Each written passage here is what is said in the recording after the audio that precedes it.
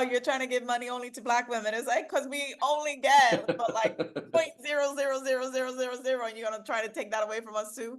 Right. So, yeah, I do feel like there's a shift in terms of like people are they're trying to do the work, but they're not going to measure it in the same way necessarily, or disclose what they're measuring in the same way, because it feels like there's a lot of people that are going to find ways to start, picking on that and being like, why are you doing that? And that feels like you're favoring a certain group, or you're showing preference to a certain group. And so I think people are backing away from that. But I do think that there's a lot of companies and leaders that are committed to the work, because they know that it does have a positive impact on teams and people and innovation and profitability. So they're going to keep doing it because it makes good business sense to do it. Jamie Dimon is a good example. He's like, I'm not one of the woke people, but I know that it translates to a better bottom line. So I'm going to keep doing it. I don't care. We could call it, Frank and beans. I don't care what we call it, but like, I'm gonna keep doing it because because I could, not because it's the right thing. That's not what he said, because it makes business sense. Some Yeah. people will do it because it's the right thing. That's kind of the camp I come from.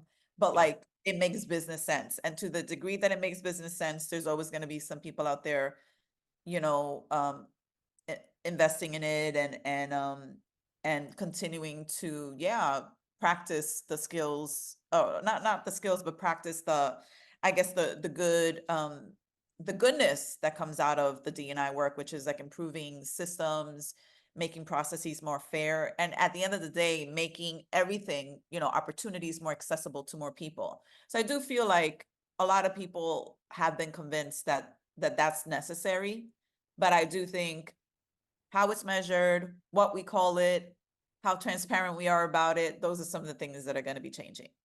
Yeah. Yeah.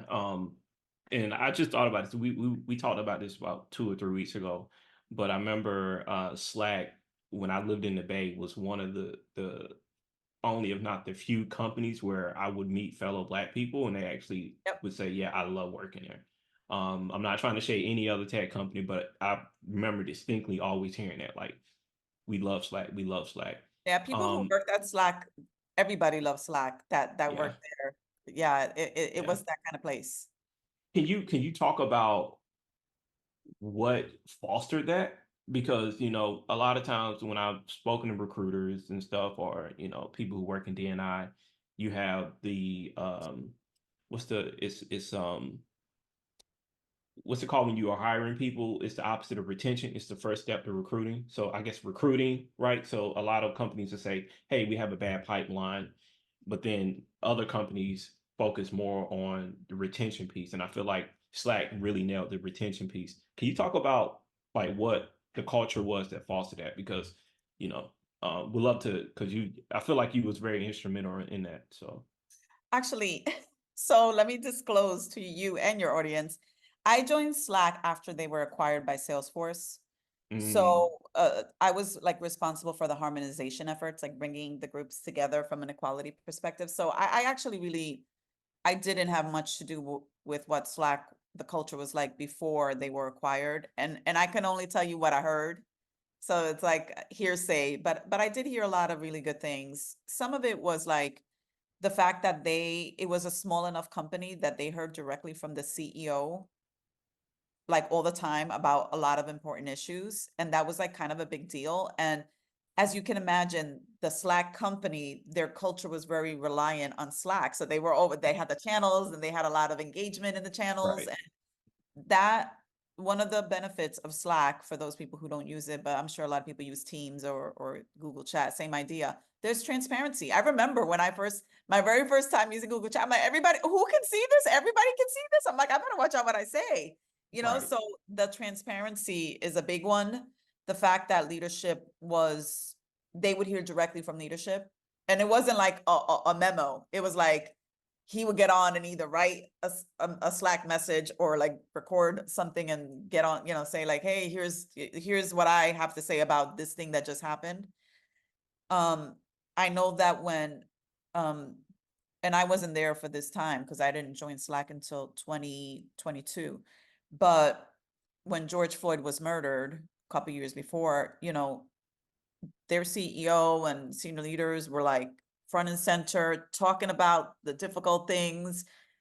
I think, you know, things I heard was like everybody cried together. Like it was a very tight knit community of employees because it was a very small company. And they just went through things together and they had a lot of access to leadership.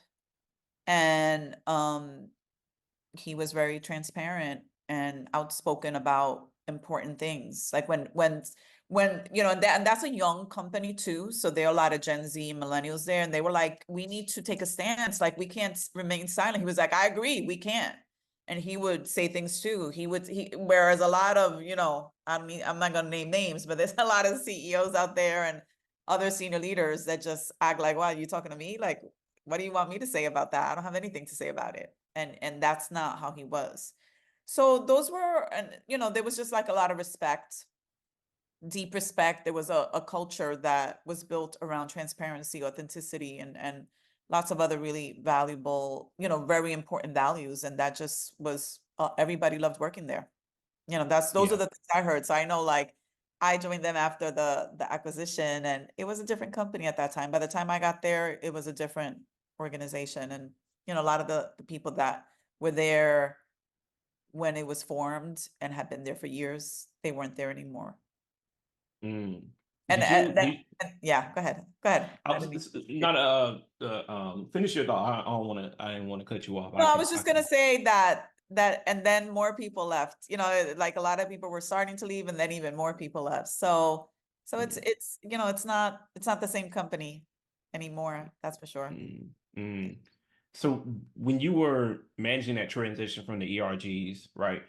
Did you notice like a culture clash, or was it more just like people leaving because they were under the assumption that Salesforce was just going to change the culture?